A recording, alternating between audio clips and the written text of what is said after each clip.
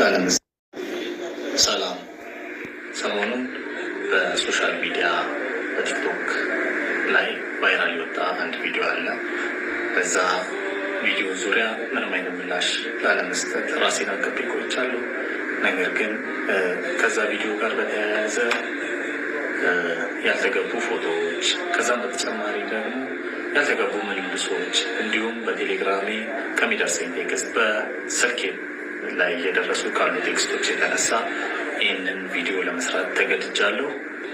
በዚህ ቪዲዮ ዙሪያ አንድም ለባለ ታሪኳ፣ ሌላም ደግሞ ይህንን ታሪክ ይዛችሁ በሶሻል ሚዲያ ላይ እያዘዋወራችሁ ላላችሁ እና ያልተገባ ነገር እያደረጋችሁ ላላችሁ ሰዎች መልእክቴን ለማስተላለፍ ነው በዚህ ቪዲዮ የመጣሁት።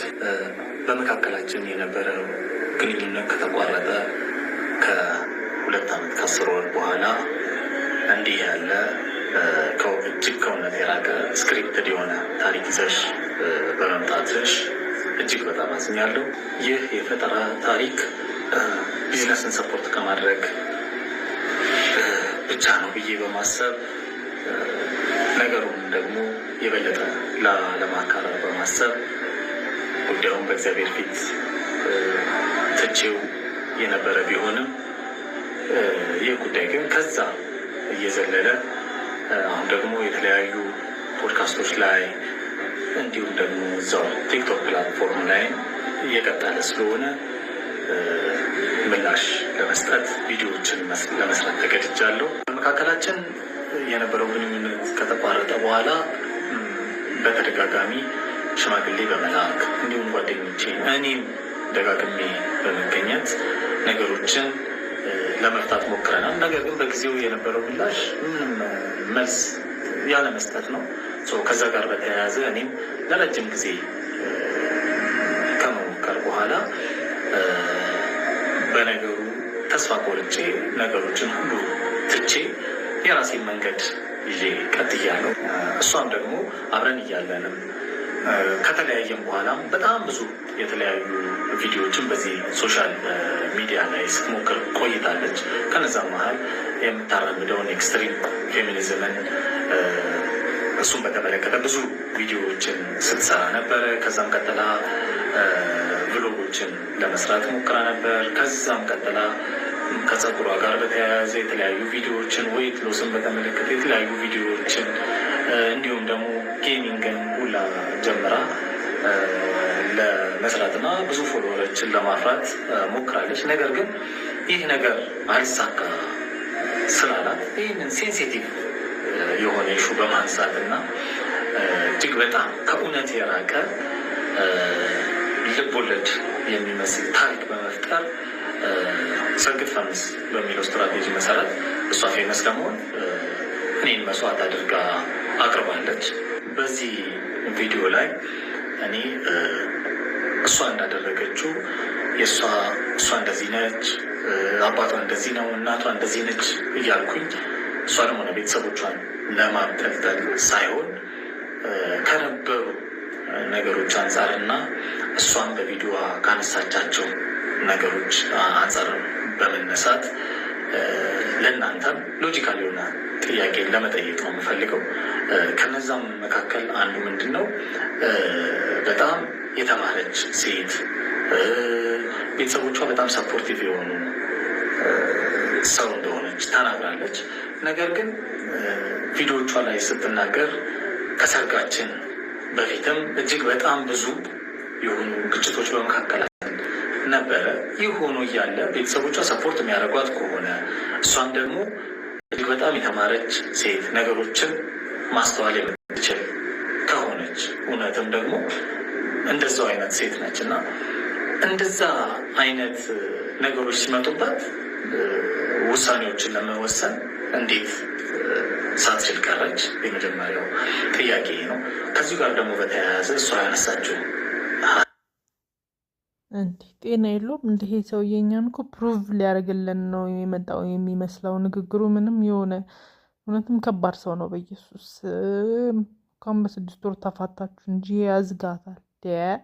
ወደ ጉዳዩ አገባም እንዴ ሀሳብ ላይ በጣም በስፋት ሲዘዋወር የነበረው እንዴት ዲኮሩን ልትሰራ ቻለች የሚለውን ለመመለስ ያህል ነው። ቀድሞ እኔና እሷ ስንስማማ በእሷ በኩል 50 ሰው በእኔ በኩል 50 ሰው ተጠርቶ ወደ 100 ሰው የሚጠጋ ሰው ተጠርቶ በጣም ቀላል የሆነ ዲኮር ሰርተን ከዛም በኋላ ትንሽ ፕሮግራም አድርገን ሰርጉ በዛ መልኩ እንዲከናወን የታቀደ ነበረ። ነገር ግን ሰርጉ እየተቃረበ ሲሄድ በእሷ ቤተሰቦች ግፊት ሰርጉ ወደ ትልቅ እንዲያድግ ሆኗል። በዛም እሷን በቪዲዮ ገልጸዋለች። በእነሱ ሳይድ 500 ምናምን ሰው እንደተጠራ፣ በእኛ ሳይድ ደግሞ 100 አካባቢ ሰዎች እንደተጠሩ ተናግራለች። ኤክስፔንሲቭ የሆኑ ቦታዎችንም አንደኛ እኔ አልመረጥኩም፣ የእሷ ቤተሰቦች ግፊት ነው። ምክንያቱም የሰርጉ ቦታ ትልቅ መሆን ነበረበት፣ የሚጠራው ሰውም እየበዛ ስለሄደ ማለት ነው። በመቀጠል ደግሞ ሌላው ደግሞ ዲኮሩን በአጠቃላይ ማኔጅ ታረግ የነበረችው እሷ ነች እና ዲኮሩ ሊሰራ ሰርጉ ሊሆን 3 ቀን አካባቢ ሲቀረን ዲኮሩን እሷ እንዳለችው አባቷ እኔ ከፍዬ ላሰራ ብሎ ነበር። ነገር ግን እኔም እሷን ተነጋግረን ስፔሻሊ ደግሞ እሷ ነበረች ያን ነገር ዲሳይድ የምታደርገው ዲኮሩን ከዲኮር ጋር በተያያዘ እና ያንን ነገር አብረን በጋራ ወስነን ዲኮሩን እኛ እንደምንሰራ ተነጋግረን ልንሰራው ሞክረናል። ነገር ግን በዕለቱ በአንዳንድ ነገሮች አለመሰካካት ምክንያት ዲኮሩን ላንጨርስ ችለናል። በዋዜማው እንደውም የሰርጉ ዕለት እኔ ቦታው ድረስ ተገኝቼ እስከ 6 ሰዓት ዲኮሩ ሌሎች ልጆች ተቀጥረው መጥተው እሷ እንዳለችው አባቷ ከፍሎ ሌሎች ልጆች መጥተው ዲኮሩ እንዲጠናቀቅ ሆኗል። ከዚህም በተጨማሪ በገንዘብ ዙሪያ ያነሳቻቸው ኢሹዎች አሉ። በመጀመሪያ ዲኮርን በሚመለከት ሙሉ ለሙሉ የዲኮርን ገንዘብ ጨምሮ ማኔጅ ታሪክ የነበረችው እሷ ነች። ገንዘቦች በጠቅላላ የሚገቡት ወደ እሷ አካውንት ነበረ። ከዛም በተጨማሪ ደግሞ የኮፊ ሾፑን ገንዘብ ማኔጅ የምታደርገው እሷ ነች። ኢቨኒፍ ደግሞ እኔ የምሰራው የራይድም ገንዘብ በእሷ በኩል ነበረ ማኔጅ የምናደርገው። ቶታሊ ገንዘቡን ኮንትሮል የምታደርገው እሷ ነበረች። ከዛም በኋላ እዛው ላይ ያነሳችው አንድ ሹ ደግሞ እንደ ትልቅ ግጭት ስልኬን እስከ መስበር ደረስኩ ያለችበት ግጭት የመጣው አንድ ቲቪ ስቴሽን ላይ የዲኮር ስራ ለመስራት በመስማማታችን ለዛ ቴሌቪዥን ስቴሽን የሚያስፈልጉ የዲኮር እቃዎችን ለመግዛት ወደ መርካቶ በምንሄድበት ጊዜ የእቁብ ገንዘብ ደርሶ ነበረ።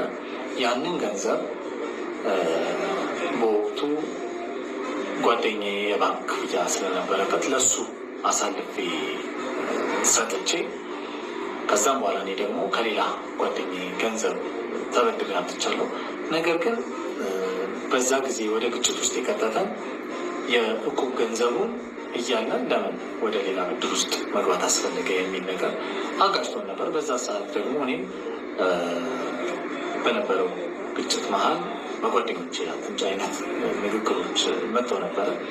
ያ ነገር በጣም አበሳጭቷት ስልክ እስከ መስበር ምናምን ድረስ ደርሳለች በወቅቱ። እኔም ደግሞ ያ ነገር ጥፋትም ስለሆነ ይቅርታ ጠይቄ አልፏል። ከዛም በተጨማሪ ኮንትሮል እደረጋለሁ ውሃ ለመጠጣት እስከማልችል ድረስ ምናምን የሚሉ ሌሎች ሀሳቦችን ከዛም በተጨማሪ ሌሎችም እዚህ ማህበራዊ ሚዲያ ላይ ሊወጡ የማይገቡ ስፔሻሊ እንደኖርንበት ማህበረሰብ እንዳደግንበትን ቤተሰብ እንደዚህ አይነት ኢሹዎች እዚህ ሶሻል ሚዲያ ላይ ወጥቼ ለማውራት እኔ እንደዛ አይነት አስተሳሰብም ስለሌለኝ እዚህ ሶሻል ሚዲያ ላይ ወጥቼ መናገር አልፈልግም።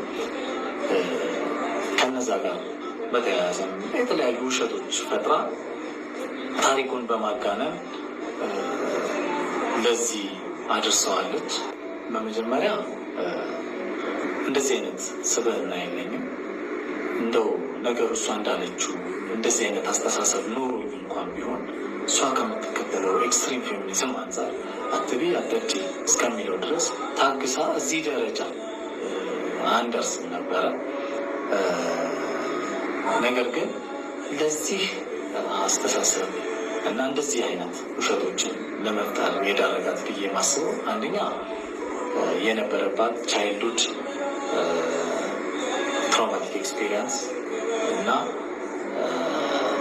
የምትከተለው የምታቀነቅነው የኤክስትሪም ፌሚኒዝም አስተሳሰብ፣ ከዛም በተጨማሪ ደግሞ አምላክ የለም የሚለው ኤቲዝም አስተሳሰቧ ለዚህ ዳርጓታል ብዬ አስባለሁ።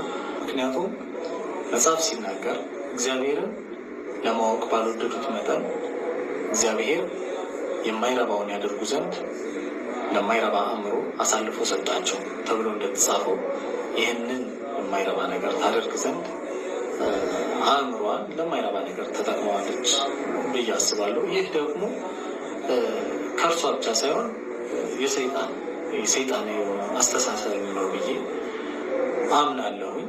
ከዚህ ጋር በተያያዘ ደግሞ ነገሩ ይቆማል ብዬ ብጠብቅም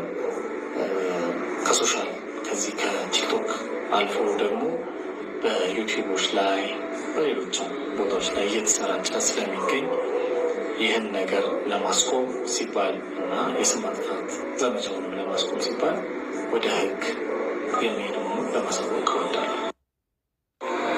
ይህን ሀሳብ ደግሞ ተቀብላችሁ እውነተኛነቱን ሳታረጋግጡ በሶሻል ሚዲያ ላይ የምታሰራጩ እንዲሁም በዩቲዩብ ላይ የምታቀርቡ ሰዎች እውነተኛነቱን የታሪኩን እውነተኛነት በኢየሱስ ስም ይሄ ምን አይነት ገመድ አፍ ነው? በኢየሱስ ሲጀምር መክሰስ አይችልም። ልጅቷ ስሙን አልጠራች፣ ፎቶውን አልለጠፈችም። ኦልሬዲ የቀድሞ ታሪክ ብላ የራሷን ታሪክ ነው ያወራችው። ስሙ ባልተጠራበትና ፎቶ ባልተለጠፈበት ሁኔታ ደግሞ ስሜ ጠፍቷል ብሎ መክሰስ አይችልም። ሲጀመር መክሰስ አይችልም፣ ህጉም አይፈቅድለትም ማለት ነው።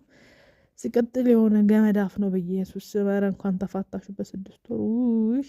እኛ ባለትዳሮች መሀል አንገባም። ኩላሊቶቹም ሰፕራይዝ አድርገውናል፣ ግን ከባድ ነው። በኢየሱስ ስም ኢቭን እኮ ገና ወደ መጨረሻው እኮ የአድራሻ ለምትሉኝ ከመስቀሉ ስር ነኝ ምናምን እያለ ይቀጥላል። በኢየሱስ ስም ይሄ እውነትም ናርሲስቲቭ ነው። ምንድን ነው ያሉት? ምን አይነት አመል ነው? ኦ ማይ ጋድ። ብቻ ሼር፣ ላይክ፣ ሰብስክራይብ አረጉልኝ። አዛግኝ እኮ በኢየሱስ ስም ሰብስክራይብ አርጉ። ወዳችኋለሁ። ባይ